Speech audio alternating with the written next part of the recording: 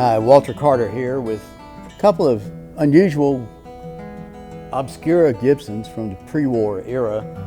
And maybe the most unusual thing about these guitars is that they are the same model, the SJ or Super Jumbo 100. This one from 1939, this one from just a few years later. Super Jumbo size is most familiar today on the J-200 model, which was introduced just a few years before this.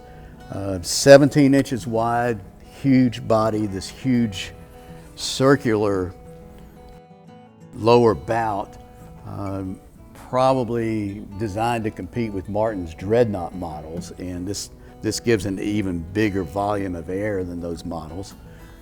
But the Super Jumbo was reserved for sort of a high-end clientele. It was an expensive guitar. It was introduced pretty much to the world by singing cowboy Ray Whitley, and then other singing cowboys got their own models. And initially it was just a custom model, and until they made a regular model out of it. The J-200, as it came to be known, initially had a rosewood body in the pre-war years. So to provide a more affordable version of the Super Jumbo, Gibson came up with a mahogany body version.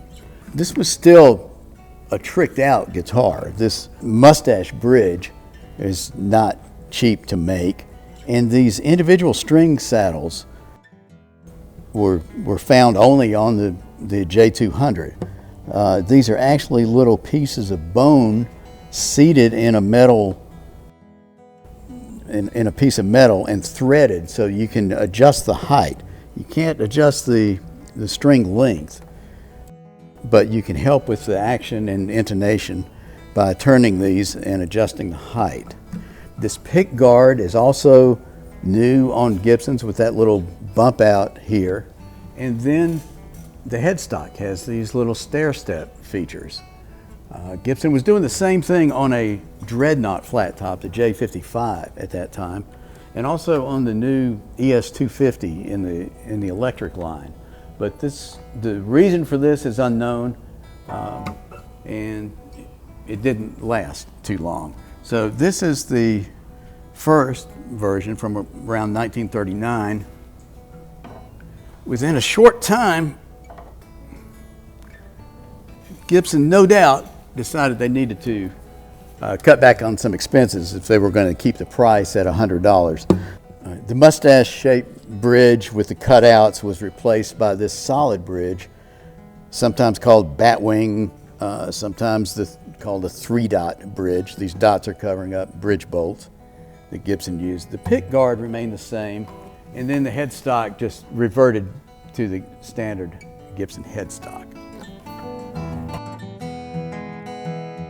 These guitars had a unique sound in the Gibson line. The bigger body with mahogany back and sides was not really matched or is made for a different sound than the Dreadnoughts.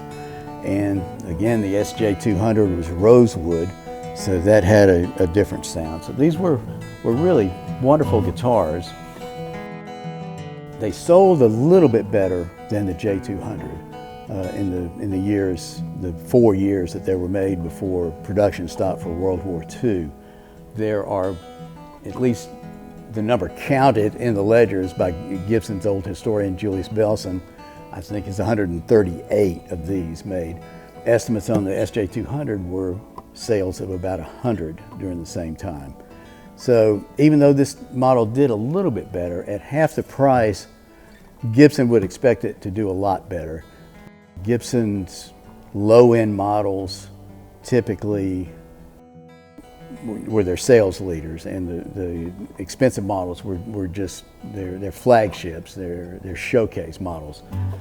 Later on, the Les Paul Jr., for example, outsold all the other Les Pauls put together in the 50s. And the same with with flat tops. The small-bodied, cheapest flat tops far outsold the more expensive models.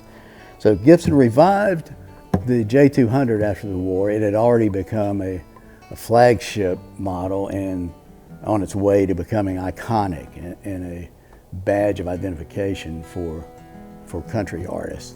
They just did not revived the SJ-100, and finally in the mid-70s they came out with a model that they called SJ-100. It certainly didn't stand up to this one in terms of sound and quality.